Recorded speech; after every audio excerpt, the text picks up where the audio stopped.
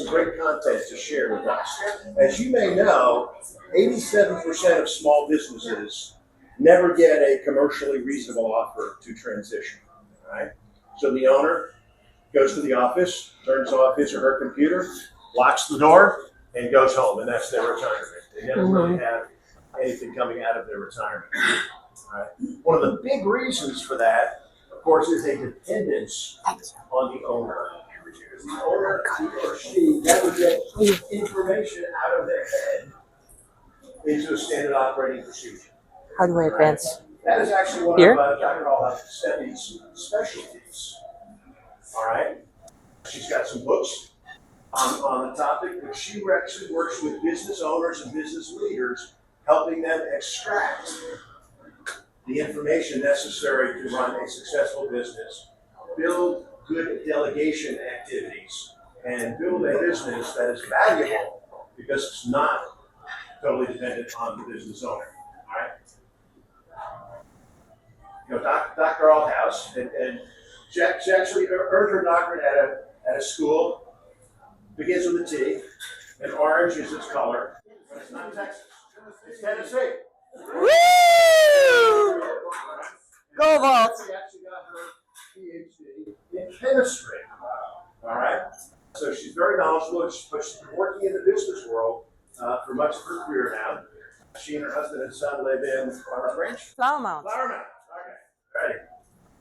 And so please welcome Dr. Stephie Althouse. Thank you so much for having me here. And today, I want to share with you first. I want to alleviate the concern you may have after he said something about extracting knowledge. It will not harm your head, but it will not involve any kind of sharp devices, pliers, nothing like that. But today we're going to talk about the 4 shifts that actually ignite your brilliance revolution. Now, what am I talking about with brilliance? Well, brilliance is that unique knowledge that is in your brain, that comes from years and years of doing the things you've been doing in your life, the various kinds of work that you have, etc., etc. And sometimes I even compare that to a marble, and I say, look, you see, this marble is unique, and this one is different. They're all different. And so, because no 2 people have the same background, and so oftentimes the biggest breakthroughs come from having knowledge in this area and this area. Like, for example, I have knowledge in science, and then I have knowledge in business. And so that in my first part of my career, I actually played out loud. I mean, as a consultant, I played out loud on that interface between tech development and business development. Well, and then eventually lots of things happened that furthered that. But today we're going to talk about unleashing that brilliance, which is so much more than textbook knowledge. It has nothing to do with degrees or intelligence or genius. Okay, we're clear on that, right? So, but we want to unleash that brilliance so that 2 amazing things happen. People thrive and organizations thrive. All right, let me ask you a question. Which task can you not delegate? Just think about that for a second. You got one? Yeah, you got one? All right, cool. And how easy is it to grow and scale your business? Is it tough? Is it easy? And is it built to last? In other words, are you going to be one, most likely, as it sits right now today, one of the 86% of businesses that Jack just mentioned that just shut the door when you're no longer doing this? Or are you one of the 14% that actually will continue and, one could say, leave a legacy? All right, so this is a book that I'm about to publish. It's called Ignite Your Brilliance Revolution. I forgot to set my timer here. That means I get more time, right? So the subtitle is Unleash Brilliance to Empower Your People and Build What Lasts. And so I want you to please listen for that duality, people and organization. I'm going to get more into that. All right, so this is a blessing and a challenge, or you could say a blessing and a curse. That there's crucial knowledge that's trapped in your brain. And it's also trapped in the brains of your team members. Now, who here has a team? Awesome. Okay. And then, so I actually want to invite you to listen to this, what I'm presenting today, from two perspectives.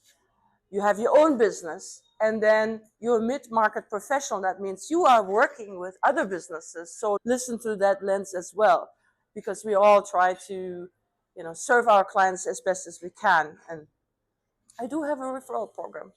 So, all right. So there's three big problems that result from that trapped knowledge. What are they? When there's only one person who can do something, when they're not there or they're overloaded, everything slows down. So scaling is basically impossible. Succession is very hard and costly, because if that person who has all that knowledge goes away, guess what? They're gone. And that knowledge that they have in their brain is gone too. So then it's really difficult for the people who are left behind. And I'm standing in front of you. And then success is not enduring. And we already talked about this, when the founder leaves. All right, so what's the solution? Somehow we got to find that magic key, right? What's your name? Greg. We got to find that magic key to unlock that brain and the knowledge in the brain. So how? Oops. And furthermore, I have to get out of the way.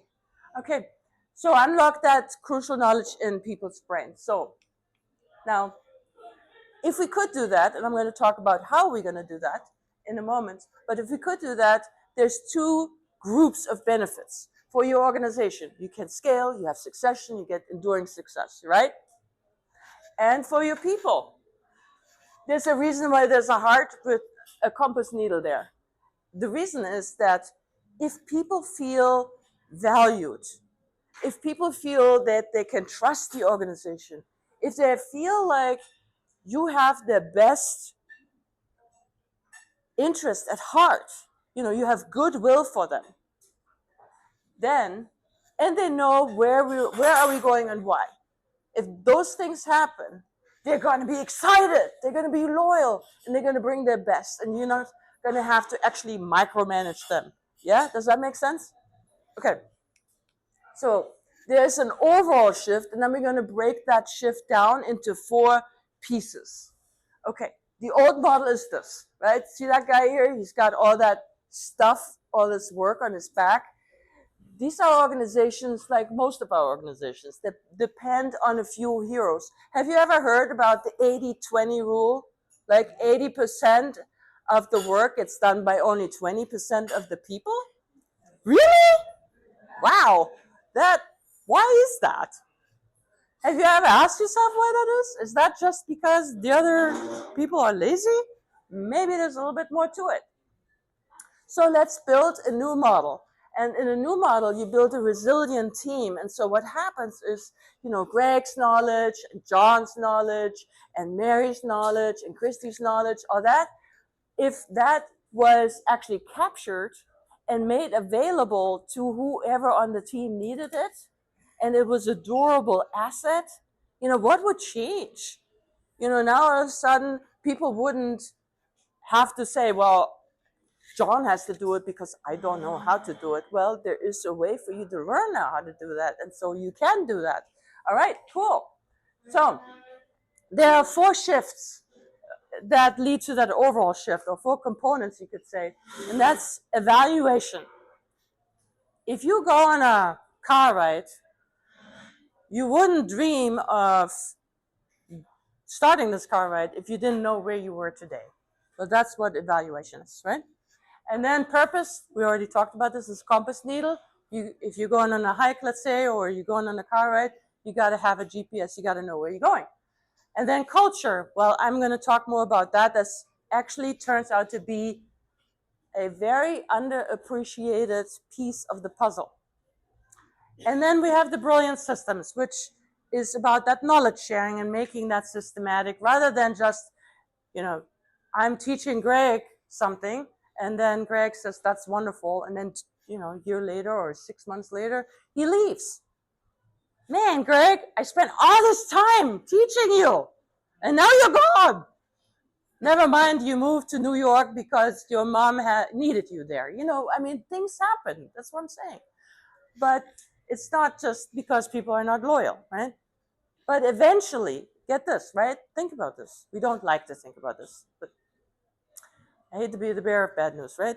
But the thing is that everyone will at some point leave their team. Everyone. Even the founder, even the owner, even the most loyal person. Okay, so let's go through these things real quick. So evaluation, here. What do you see in your organization? Broken systems, firefighting. How much firefighting are you doing? Confusion about why are we even doing this? What's our direction? Are we doing this? Are we doing this? Are we doing this? So that can lead to a lot of wasted energy. Second thing I already talked about is purpose. And it's got to be compelling and memorable. So I'm not a fan of these long mission statements. Why? What's your name? Natasha. Why do you think that would not be very helpful? People get lost in it, absolutely. And can they remember it? Do they get excited about it? No, it's just some kind of corporate insert the word, it's just not useful. So here's some examples. I challenge you to say what your organization is about in 8 to 12 words and make it memorable and make it a little bit sexy so it's memorable, right? So empower your people and organizations to thrive with impact by igniting their brilliance. That would be my example. Now, if you think of a way to make it sound even better, please let me know. But, huh? How do you make it sexy? Well, that's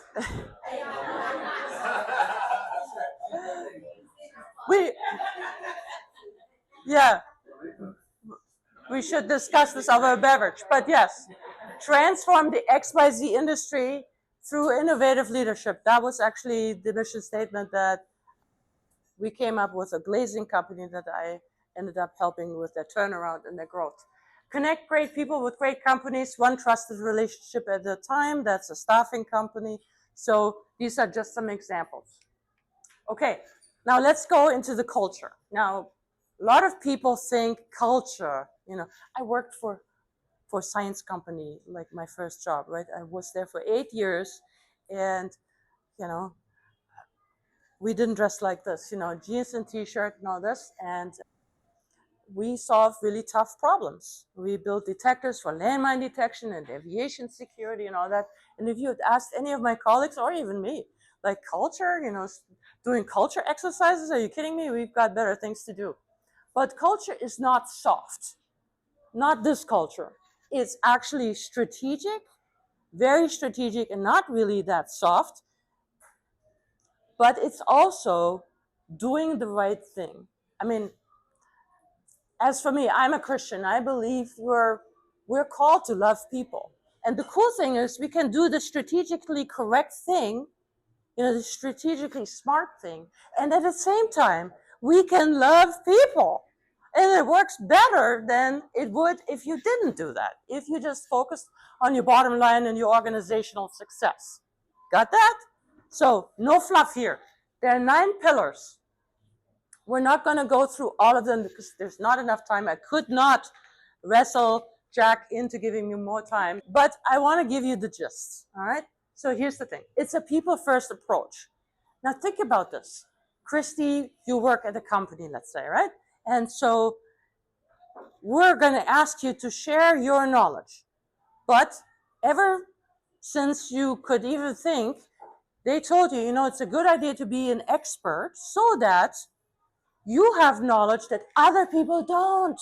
And now we're asking you to share it and make it immortal and make it part of an organizational knowledge depot of sorts. What's up with that? So we got to convince you that when you do this and when you participate, your reward is going to be great. And there's no risk in it for you, right? We're all asking ourselves this reward risk question here. Is this going to be good for me? And yes, it will be in the right company, but the company or organization has to convince its employees first or its team members that, yeah, we are doing it the right way, not the crappy way where, they suck this knowledge out of Greg here and then show him the door. We have equated being an expert with job security. And who would want to give that up? With value. But we got to flip the script, guys. Yeah? Because otherwise you can't scale, you can't have succession, you can't have enduring success, and your people are going to be sad and not loyal. So there you go. So they need to know also why does it matter, and they need to know it's good for them, right? So here are these 9 pillars. Don't read them all right now, you don't have time for that. But what you do have time for is to understand this. There's 3 blocks of 3 pillars: foundational, leveraging, and thriving. So they build on each other, kind of like a pancake stack. Amber and I were just talking about pancakes earlier. So there. And this is the bottom line. Loved people, or people who know that you have goodwill towards them. That's actually one version of love, right? It's not just a romantic love, obviously. Feel empowered and joyful. And they are then willing to share freely their brilliance. And they're also willing to share, to actually use these brilliant systems, right? So instead of asking Greg all the time, Greg, how do you do this? How do you do this? You would be willing to actually go to the system and learn it there, and just ask Greg if the system needed a little more information. And if that's the case, we can make the system even a little bit better, right? Because the system gets better and better the more we use it. So we find out what the holes are, what still we need to put in there. Yeah? So, but I want to just point out one particular pillar, and that is this one. The second one, rally around success behaviors, which basically means we're going to agree with the team how to play the game. How do we communicate? How do we make agreements? How do we make things better? How do we build systems? All those things. Because it's like most businesses or organizations, it's like they're going to play football without ever agreeing on what the rules are. What a mess would that be? Or baseball, like, do we have 7 bases or 3 or 4 or how many, Like, we have to agree. All right? So, brilliant systems. Now, finally, we're at knowledge sharing. But you understand now, this won't even work nearly as well. And in fact, the reason why I'm writing this book is because I've had clients who wanted to just do the brilliant sharing systems, right? But they had never even gathered the whole team together. Their culture, well, everybody has a culture, but it was not very good. Then these systems kind of sit there and they're not getting used, and nobody wants to really contribute to them, and it's ugly. So, okay, real quick, how do you build these brilliant systems? I should tell you that brilliance is knowledge that you know, you're conscious of. And then there's the stuff you do automatically. Some people call that tacit knowledge. It's intangible. There's all these words for it. But basically, you do it by instinct. Okay? So how do you get at that knowledge? You make a treasure map with the approximate areas of knowledge that matter in your organization. Let's say, in a science company, it might be, like troubleshooting of the equipment and designing the equipment and all these things, and the operational things, the financial things. I mean, when you really think about all the pieces of knowledge that have to come together to make an organization work, man, it's like a lot.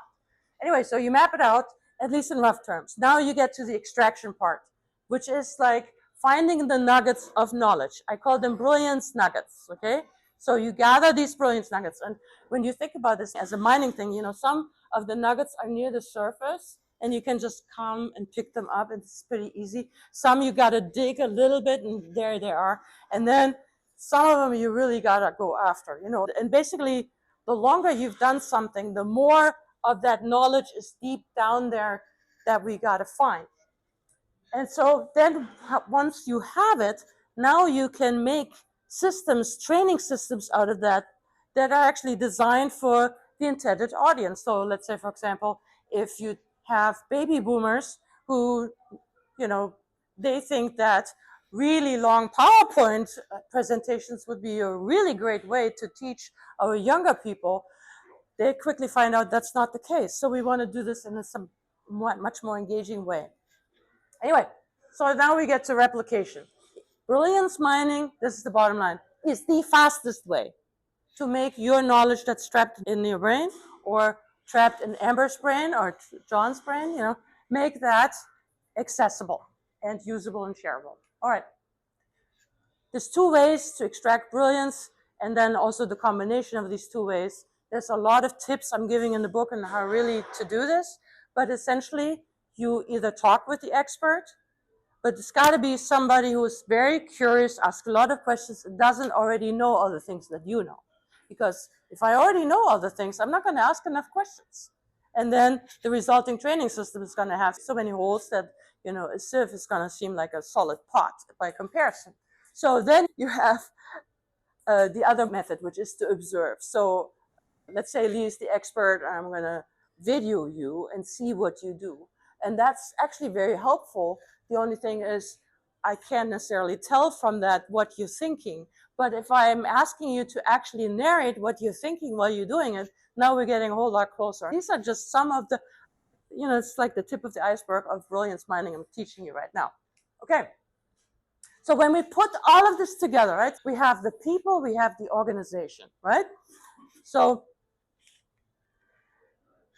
but how do you do this? We've got these 9 pillars, we've got all these processes, we've got decision-making, ways to make decisions that we want to document, because not only do we want to do, what at the manager level or the level below that, whatever that may be, is done, but also the CEO, the decision making, how do you troubleshoot? How do you think your way through things that don't happen over and over again, but there is a method still underlying all of that you can get at. So how do you get at all this? It may seem overwhelming. So let me undo the overwhelm that I may have created. All right? Okay, so here's how. We're going to get on a bike here with our team, and we're going to ride around this mountain in gently sloped cycles. Okay? And each cycle goes through these 4 components: evaluation, purpose, culture, brilliant system. Now, the first time you do it, evaluation, of course, is going to take a little bit longer, and then you define your purpose. Then you build your first pillar. You take your first brilliant system, start simple, right? First circle done. Woohoo! You gained altitude, right? So now, second time. Quick evaluation where we're at. Did we get all the things done that we planned in cycle 1? What's next? Can we remember our purpose that we defined? Cool. Second pillar. Second system. Second circle done. Woohoo! Not circle, cycle. Anyway, I get excited. So then you do this again. And voila, you have done ignition. That's the Ignite first stage. 3 months, because each cycle is meant to take 1 month. Now, that's just my suggestion. But next is, now your team will actually trust you because you have agreed on how you play football. I mean business. And now you get to involve them. Now you get to tap into their brains as well. And you spread, you amplify what you're doing. So 3 more cycles, then you get to thrive. These are the next 3 pillars. And then you get to perpetuate. Because let's say you're getting help doing this. You don't want to be dependent on help forever. But you also want to make sure that it doesn't die on you, right? You want to make sure that it is there to stay. That you really flipped the script. That you really went from the old to the new model. All right. So this book, Lord willing, will be coming out this year. Maybe even around Thanksgiving. We'll see. But in the meantime, if you'd like to talk with me about this a little bit more, please do. And I'm calling it a complimentary 30-minute brilliance activation call. But you can just call it, hey, Steph, do you have time for me? And we'll talk about this. And also, as I said before, if there's maybe a client that you have, who could maybe use some of this, I'd be more than happy to help them as well and make you look very good in the process. Okay, so that's really what I wanted to share today. How about 5 minutes for questions? How do you overcome owner inertia? Well, How do you overcome what? owner inertia. I think owner inertia means that the pain might not be great enough yet, right? So I think helping the person think it through is really the only answer I can come up with. right? Is to just ask questions rather than making statements, oh, you this and do you that, and but to ask questions and help them think it through. Because often we're so in the middle of firefighting and dealing with the daily problems that we don't even have the bandwidth to think about what will happen even a month from now, never mind 5 years from now when maybe I'm at the point of wanting to retire. So, yeah. Does your book provide a roadmap as far as what a webinar or a seminar or something, some kind of a workshop? Yes. So what will happen here is the book is happening, and then there'll be courses, and then there's implementation support. So it's designed so that you can do it on your own if you want to. If you want to go faster or your organization is bigger, then you probably want to get some implementation support, especially at the beginning. So because there's sort of this tipping point that happens with your team, right? Because we are flipping the script, like I said. People see their knowledge, their expertise as their job security in many cases, and that is something that you want to overcome. And also just these success behaviors, there's a reason I picked that pillar. That is best when it's facilitated because it can be done in a few hours. It's so impactful. It will change the trajectory of your organization for good, especially if you actually stay on the ball and keep using it. So thank you for those questions. So here is a little handout here. And on the front is like a very quick summary of what I talked about so that you can take that home.